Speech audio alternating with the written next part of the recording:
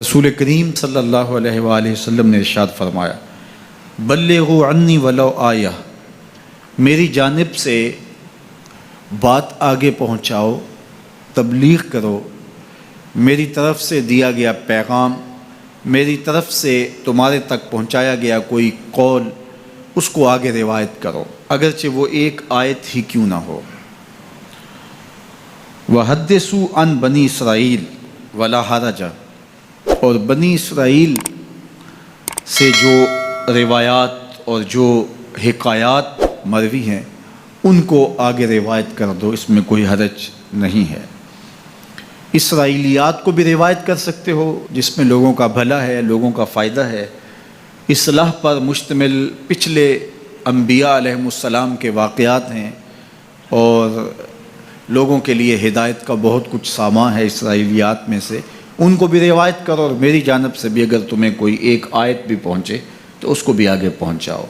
لیکن ساتھ یہ بات ارشاد فرمائی، جس نے میرے اوپر کوئی جھوٹ باندھا جان بوجھ کے، وہ جانتا ہے کہ یہ جھوٹ ہے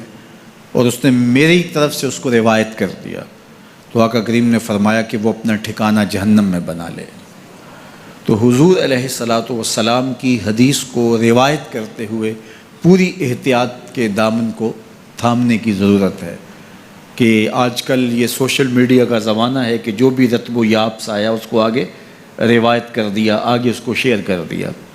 اور بہت ساری ایسی چیزیں ہیں جن کا حضور علیہ السلام کی مبارک حدیث سے کوئی تعلق نہیں ہوتا۔ تو ایک تو آپ اس حوالے سے بہت زیادہ محتاط رہیں، اور جو ذمہ دار لوگ ہیں ان کی طرف سے آئی ہوئی چیز کوئی آگے آپ فارورڈ کر سکتے ہیں تاکہ آپ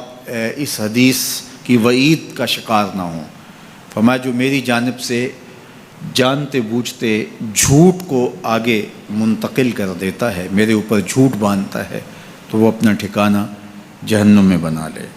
اور دوسری روایت، جس شخص کی بھلائی کا اللہ ارادہ کرتا ہے اس کو دین کی سمجھ عطا کر دیتا ہے، دین کا فہم نصیب کر دیتا ہے۔ وَإِنَّمَا أَنَا قَاسِمٌ وَاللَّهُ يُعْطِي، اور فرمایا میرا اللہ عطا کرنے والا ہے اور میں بانٹنے والا ہوں۔ رسول کریم صلی اللہ علیہ وسلم کا ایک اور فرمان سن لیجئے، آقا کریم نے ارشاد فرمایا، لا حسد الا فی اثنتین، حسد نہیں ہے، یہاں حسد بمعنی رشک ہے، مگر دو لوگوں کے معاملے میں رشک کرنا جائز ہے۔ وہ شخص جس کو اللہ نے مال دیا، اس مال کو وہ راہ حق میں خرچ کرتا ہے،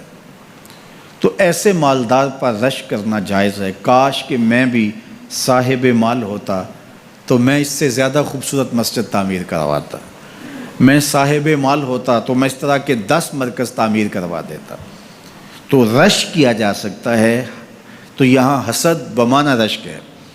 تو فرمایا کہ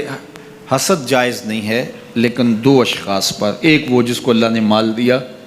اور اس کو وہ مخلوق خدا کی بہتری کے لیے خرچ کرتا ہے، وَرَجُلٌ آتَاهُ اللَّهُ حِکْمَةً، اور وہ شخص جس کو اللہ تعالیٰ نے حکمت دی، دانائی عطا کی، علم دیا، فقاہت کے نور سے مالا مال کیا، اور وہ اس دی گئی حکمت سے، اس دانائی کے ساتھ فیصلے کرتا ہے اور اس کو لوگوں تک پہنچاتا ہے، اس کو سکھاتا ہے، تو اس پر رشک کیا جا سکتا ہے کہ آج یہ مسند انصاف پہ بیٹھ کے فیصلے کرتا ہے، مسند تدریس پہ بیٹھ کے لوگوں کو دین سکھاتا ہے، ممبر و محراب میں اللہ کے دین کے پیغام کو اوروں تک پہنچاتا ہے، تو یہ دل میں آرزو پیدا ہو، یہ دل میں تمنا پیدا ہو، کاش کہ اس مسند پہ میں بھی بیٹھوں اور میں بھی اللہ کے دین کو لوگوں تک پہنچا سکوں۔ تو یہ آرزو اگر سینے میں پیدا ہو اور کسی شخص سے رشک پیدا ہو تو یہ رشک محمود ہے، نامحمود نہیں ہے۔ تو یہ علم کے لیے ترغیب ہے کہ اللہ جل شانہ سے ایسی دعا مانگنی، ایسی آرزو پالنا اور ایسی توقع رکھنی درست اور جائز ہے۔